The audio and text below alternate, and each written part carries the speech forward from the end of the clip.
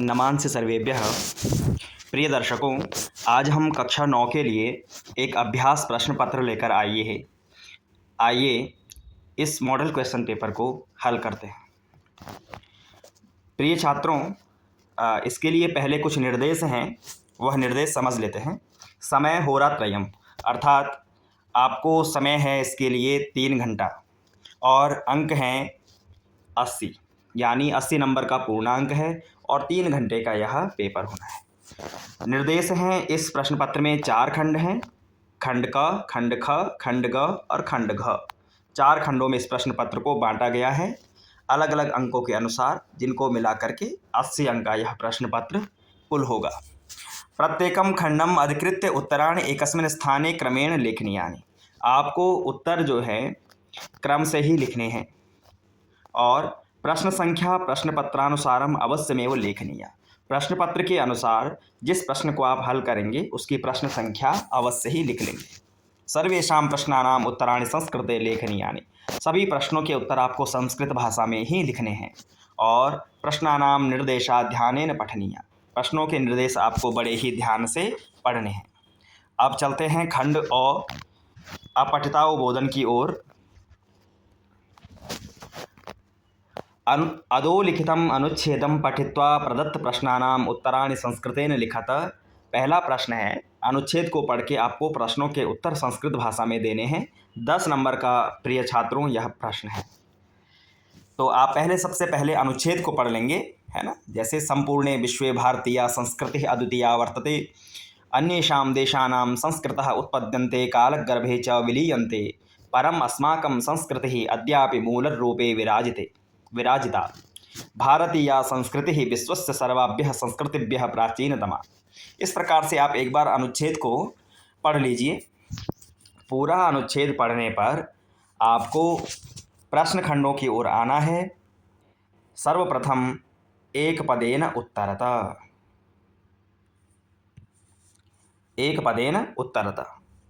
केवलम प्रश्नत्रयम्। प्यारे विद्यार्थियों, यहाँ पर आपको केवल एक शब्द में उत्तर देना है और केवल आपको 3 प्रश्न करने हैं, है ना। क्षम्यताम, केवलम प्रश्नद्वयम्, केवल आपको 2 प्रश्न करने हैं। एक पद में उत्तर देना है और 2 प्रश्न आपको करने हैं। तो प्रश्नों की ओर चलते हैं। भारतीय संस्कृति ही कीदृशी वर्तते। भारत की जो संस्कृति है वो कैसी है। तो पहली ही पंक्ति में गद्यांश पढ़ने पर उत्तर मिलेगा कि भारतीय संस्कृति अद्वितीय वर्तते। छात्रों, एक बात ध्यान देंगे, इन प्रश्नों के उत्तर आपको गद्यांश से ही मिलेंगे, इसलिए इनका उत्तर ढूंढने के लिए आपको गद्यांश में ही जाना चाहिए। भारतीय संस्कृति विश्वे काम भावनाम उद्घोषयति। तो प्यारे विद्यार्थियों, पुनः हम एक बार गद्यांश पर आएंगे। तो यहाँ देखिए, भारतीय संस्कृतेरेव सा संस्कृति या संपूर्णेपि विश्वे भ्रातृत्व भावनाम उद्घोषयति, है ना। संपूर्ण विश्व में जो भाईचारे के भाव को उद्घोषित करती है। केवल प्रश्न 2 करने हैं, तो हमने प्रश्न 2 को देखकर इस प्रश्न से हम आगे की ओर बढ़े। दूसरे भाग में ब में ये पूछते हैं, पूर्ण वाक्येन उत्तरतः केवलम प्रश्नद्वयम्। इसमें आपको पूर्ण वाक्य में उत्तर देना है और 2 ही प्रश्न करने हैं और 4 नंबर के ये दोनों प्रश्न हैं, 2-2 नंबर का एक प्रश्न। विश्वस्य सर्वाभ्यः संस्कृतिभ्यः प्राचीनतमा संस्कृति ही का।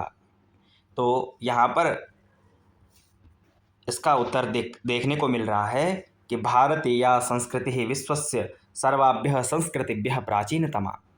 भारत की जो संस्कृति है समस्त संस्कृतियों से प्राचीन है। तो पहला प्रश्न हो गया। दूसरा, वयम कस्याम गर्वम अनुभवामः। हम किस पर गर्व की अनुभूति करते हैं। तो इसके लिए आप एक बार गद्यांश में पढ़ लेंगे। वयम सर्वे संस्कृतो गर्वम अनुभवामः। हम सब संस्कृति पर गर्व अनुभव करते हैं, अपनी संस्कृति पर हमें गर्व है। इसका उत्तर यहाँ अंतिम पंक्तियों में है। इस प्रकार से हमने 2 प्रश्न इसमें देखे। छात्रों, सा में पूछा, अस्य अनुच्छेदस्य कृते उपयुक्तम शीर्षकम संस्कृतेन लिखत। 1 नंबर का प्रश्न है। प्रिय विद्यार्थियों, अनुच्छेद के लिए आपको एक बात ध्यान रखनी होगी कि शीर्षक हमेशा पूछे जाने वाला प्रश्न है।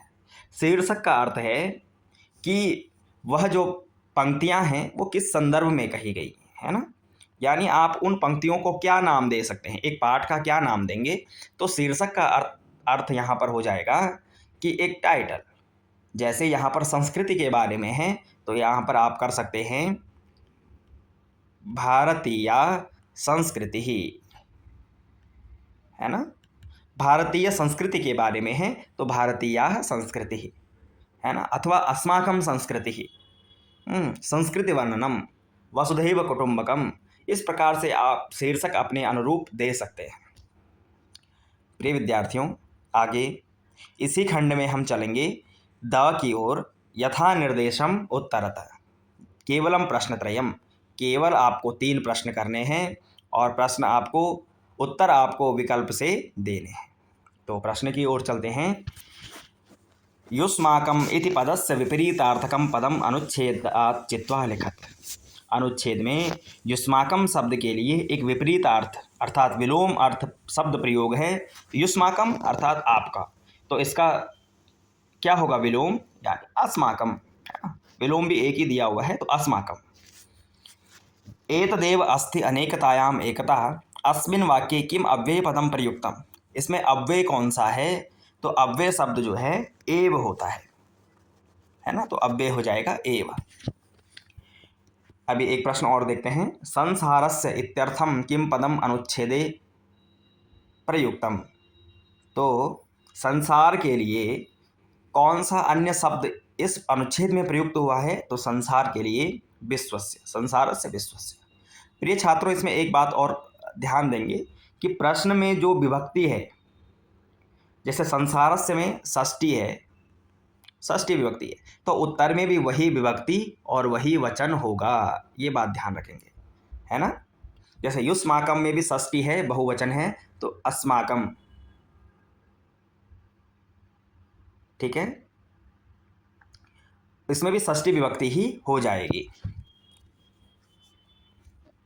आगे इसी प्रश्न की ओर बढ़ते हुए एक इसमें देख लेंगे कि भारतीय संस्कृति ही अत्र विशेषण पदम किम। छात्रों, यह प्रश्न कई बार पूछा जाता है, विशेषण और विशेष्य।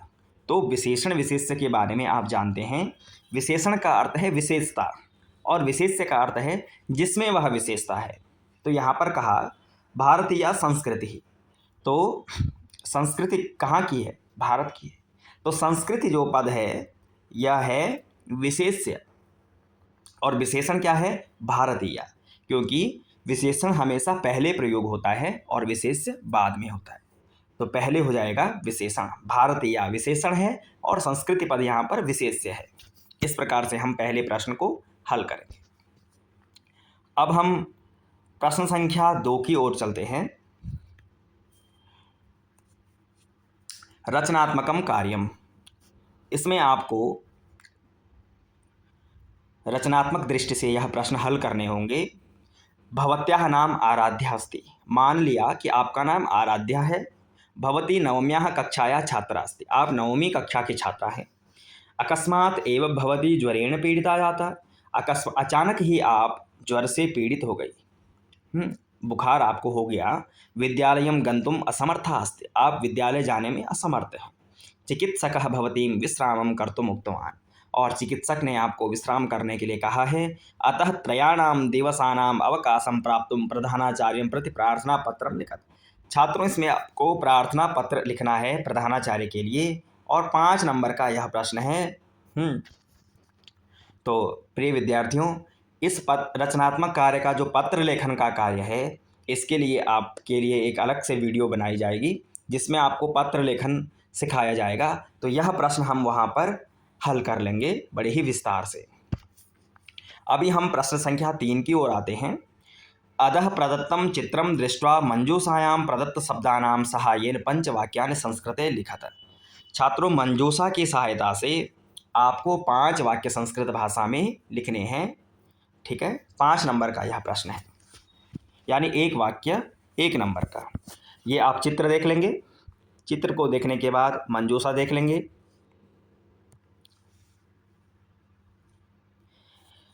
मंजूषा के शब्द हैं पुस्तकानि, पुस्तकालयः, अनेकानि, नाना, शास्त्रसम्बद्धितानि, उत्पीठिका, भित्तौ, चित्रद्वयम्, आसन्दिका, पुष्पदानं, काष्ठमंजूषा सन्ति। प्रिय छात्रों, इस चित्र वर्णन वाले प्रश्न में एक बड़ी ही सरल विधि है। आप पहले चित्र को देखिए।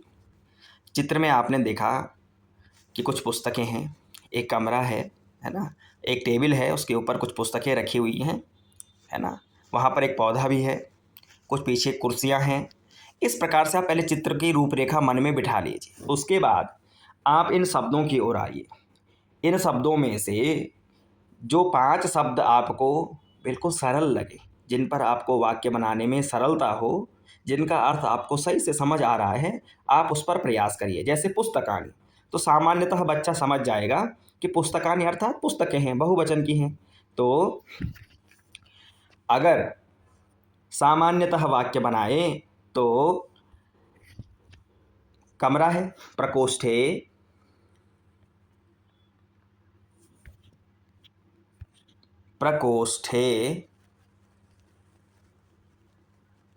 पुस्तकानि सन्ति। यह आपका पहला वाक्य बन गया।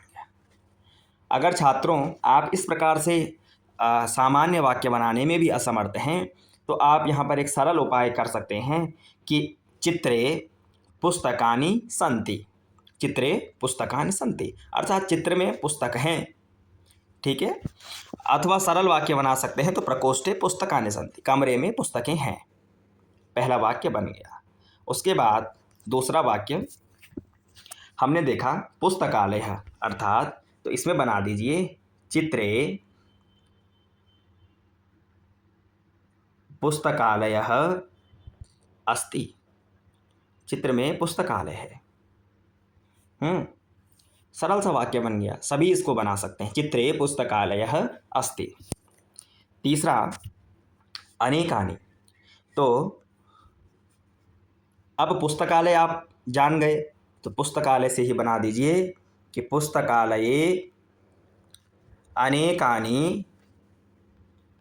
अनेकानि पुस्तकानि सन्ति। सरल सरल शब्दों से आप वाक्य बना दीजिए कि पुस्तकालये अनेकानि पुस्तकानि सन्ति। पुस्तकालय में अनेक पुस्तकें हैं। सरल सा वाक्य बन गया। अब आपको आगे कठिन शब्द नहीं लेना है।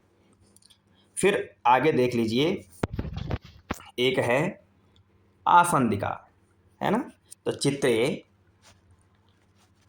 आसंदिका दृश्यते। चित्र में आसंदिका दिखाई देती है, अथवा चित्रे आसंदिका अस्ति। सरल सा वाक्य।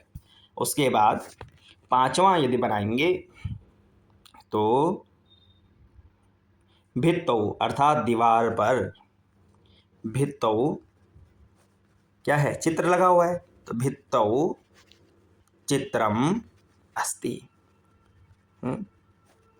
दीवार पर एक चित्र लगा हुआ है। तो इस प्रकार से छात्रों सरल विधि से आप वाक्य बना सकते हैं। जैसे चित्रे पुष्पदानम अस्ति, है ना। इस प्रकार से सरल सरल वाक्य आप 5 वाक्य इसमें बनाएंगे।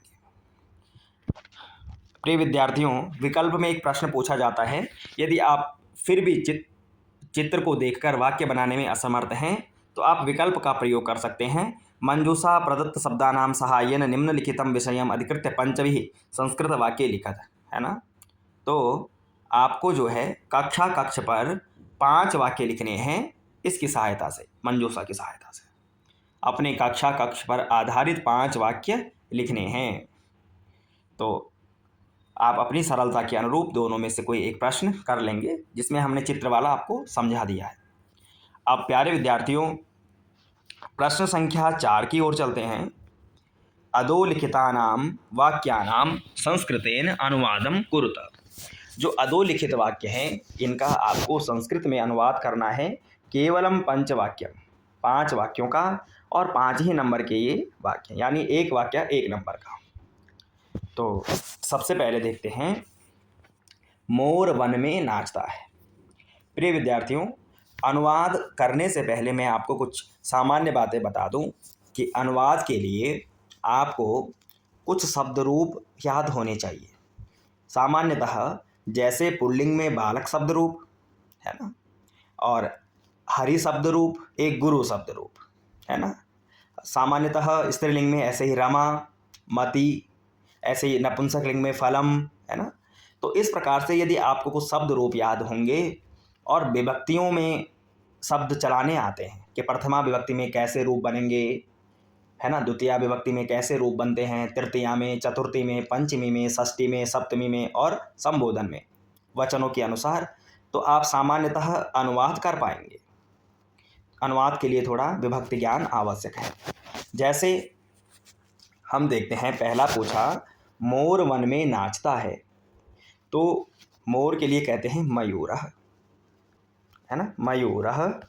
अब वन में सप्तमी विभक्ति है ना, अधिकरण में पेपर आपने पढ़ा है हिंदी में, तो सप्तमी विभक्ति है, तो सप्तमी में वन का क्या रूप बनेगा, वने, नाचने के लिए नृत्यति, नृत्यति, तो मयूरः वने नृत्यति, मोर वन में नाचता है, वाक्य बन गया।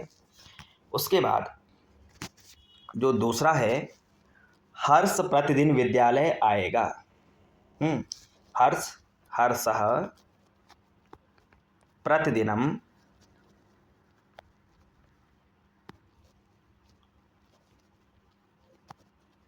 विद्यालयम आगमिष्यति,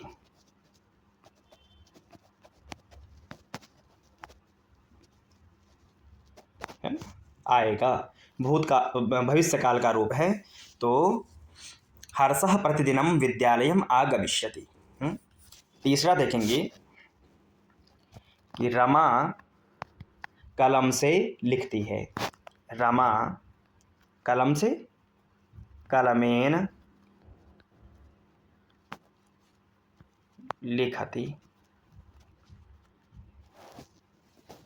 ठीक है। चौथा है, यह शिष्य आज्ञाकारी है, तो यह शिष्य, यह अयम शिष्यः, अयम शिष्यः आज्ञाकारी, ऐसे ही बनेगा, आज्ञाकारी, आज्ञाकारिणो आज्ञाकारिणः, अयम शिष्यः आज्ञाकारी अस्ति। छात्रों, मैं आपको यहाँ पर सरल शब्दों के अनुरूप ही वाक्य बनाना सिखा रहा हूँ, किसी कठिन व्याकरण का अथवा कठिन शब्दों का प्रयोग यहाँ पर नहीं कर रहा हूँ, क्योंकि सरलता यदि प्रयोग होगी तो सभी छात्र इसको आसानी से कर पाएंगे, है ना। तो अयम शिष्यः आज्ञाकारी अस्ति। इसी को यदि आप थोड़ा दूसरा रूप देंगे तो शिष्योऽयम् आज्ञाकारी वर्तते, ऐसे भी बना सकते हैं, परंतु हमको यहाँ पर सरल वाक्य बनाने हैं ताकि हमारी कक्षा का एक जो सभी बच्चों में अधः स्तर का और उच्च स्तर का जो बालक हैं, दोनों ही इन वाक्यों को बना पाए। तो अयम शिष्यः आज्ञाकारी अस्ति। अगला, बहन रक्षा सूत्र बांधती है, तो बहन भगिनी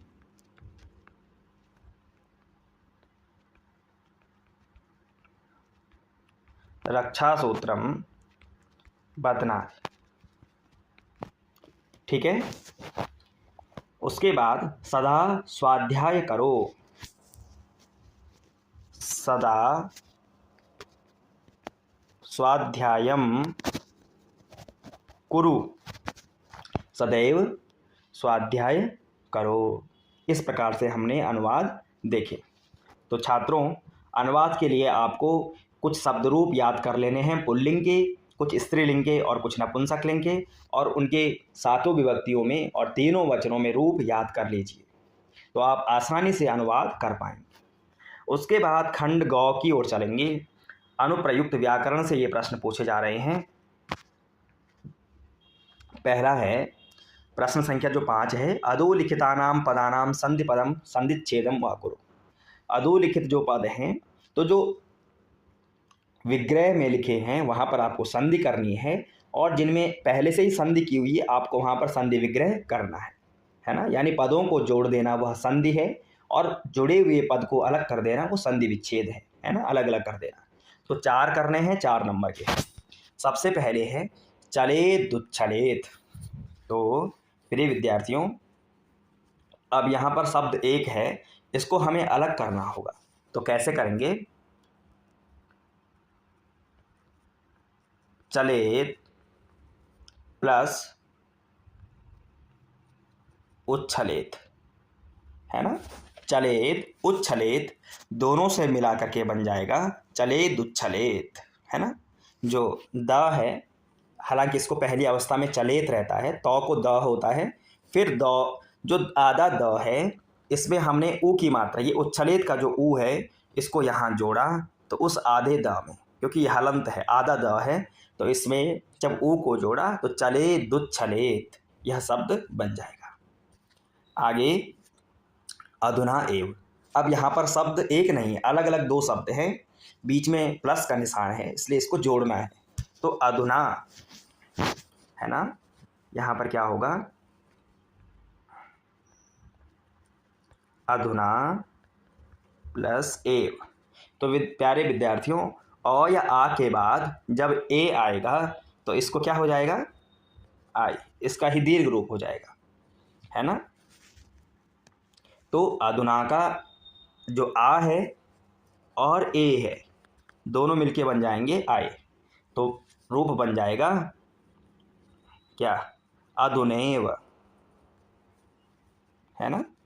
इस ना का आ और एव का ए दोनों के स्थान पे आए हो जाएगा, तो अधुनैव रूप बन जाएगा, अधुनैव। ठीक है। तीसरा है खगोत्तमः। क्या रूप है? खगोत्तमः। खगोत्तमः विग्रह किया खग धन उत्तम। जब अ के बाद ऊ होगा तो तब क्या बन जाएगा? ओ हो जाएगा। यहाँ पर खग में अ है, उत्तम में ऊ है, दोनों मिलकर ओ हो गए, तो खगोत्तमः। पक्षियों में जो उत्तम है खगोत्तम, ठीक है। अ धन ऊ को मिलकर ओ बनता है, तो ग में अ और उत्तमः का ऊ दोनों को ओ हो गया, तो खगोत्तमः। आगे केतु अहम। क्या शब्द है? केतु अहम। अब देखिए छात्रों, जब यहाँ पर है केतु में विसर्ग है देखो, और उधर स्वर है अ, तो हमेशा याद रखिए जब संधि हो रही हो और एक पक्ष में क्या हो? विसर्ग हो, और उधर कोई स्वर वर्ण हो, तो इस विसर्ग को र हो जाएगा। तो केतु अहम को विसर्ग को र हुआ, तो और अ उसमें जुड़ जाएगा, तो केतुरहम क्या बन जाएगा? केतुरहम। हमेशा याद रखिए विसर्ग के बाद स्वर होने पर उस विसर्ग को रा हो जाएगा और वह स्वर वर्ण उस र में जुड़ जाएगा, तो केतुरहम। ठीक है। केवल 4 ही करने हैं, इसलिए हम 4 विकल्प यहाँ पर देखते हैं। अगला प्रश्न संख्या 6 की ओर चलेंगे। 6 में है उचितम विभक्तिम प्रयोज्य रिक्त स्थान पूर्तिम कुरुत। आपको उचित विभक्तियों का प्रयोग करके रिक्त स्थान भरना है, और केवल 4 प्रश्न करने हैं, 4 नंबर के ये प्रश्न। तो पहले वाक्य को समझ लेते हैं। कदा कार्यम पूर्णम करिष्यति। अब इसका अर्थ पहले लगा लीजिए कि कदा कार्यम पूर्णम करिष्यति, कब आप कार्य पूर्ण करोगे, भविष्य काल का है। तो विकल्प में हमने देखा भवंतम, है ना, भवान, भवता, भवतः। तो यहाँ पर जो सबसे शुद्ध विकल्प है वो है भवान। भवान कदा कार्यम पूर्णम करिष्यति, आप कब कार्य पूर्ण करेंगे, है ना। इसीलिए शब्द रूप याद करने को कहा है कि यदि आपको कुछ शब्द रूपों का ज्ञान होगा तो आप इन सरल से व्याकरण के तथ्यों को सरल कर पाएंगे, है ना, हल कर पाएंगे कि भवान कदा कार्यम कार्यम पूर्णम करिष्यति। भवान यानी आप कब कार्य पूर्ण करेंगे, है ना। अब जैसे भवंतम है तो द्वितीया का रूप है आपको, तो यहाँ वाक्य नहीं बनेगा, आपको कब कार्य पूर्ण करेंगे, है ना। तो भवता तृतीया का रूप है, भवतः द्वितीया का रूप है। तो भवान कदा कार्यम पूर्णम करिष्यति, शुद्ध विकल्प हमारे सामने एक ही है, भवान आप कब कार्य पूर्ण करेंगे। ऐसे ही दूसरा है गजः शाखाः त्रोटयति, जो हाथी है वो शाखाओं को तोड़ रहा है, त्रोटयति। तो सुंडाय सुंड के लिए, सुंडम सुंडेन और सुंडस्य। तो सुंडाय पहला है सुंडाय सुंड के लिए, सुंडम सुंड को, सुंडेन सुंड के द्वारा, सुंडस्य सुंड का। सही विकल्प क्या होगा, सुंडेन, है ना। गजः सुंडेन शाखा त्रोटयति, जो हाथी है अपनी सूंड के द्वारा शाखा को तोड़ता है। तो सुंडेन। ऐसे ही तीसरा देखेंगे वार्तालाप ज्ञानप्रदः भवति, वार्तालाप ज्ञानप्रद होता है। आगे देखेंगे विद्वद्भ्यः विदुषाम विद्वत्सु विद्वांसः। तो यहाँ पर जो षष्ठी का रूप है विदुषाम, यानी विद्वानों का जो वार्तालाप है वो ज्ञानप्रद होता है। सरल सा वाक्य बन गया। फिर चौथा था तस्मिन्, अत्र का विभक्ति ही। तस्मिन् शब्द में कौन सी विभक्ति है, तो आपने तत् शब्द के जब रूप पढ़ोगे उसमें सप्तमी का एक वचन बनता है तस्मिन्। जैसे किम शब्द के रूप में क्या बनता है कस्मिन, वैसे ही तत् के रूप में बनेगा सप्तमी में तस्मिन्। ठीक है, तो केवल 4 देखने हैं, इसलिए हमने इन चार विकल्पों को देखा।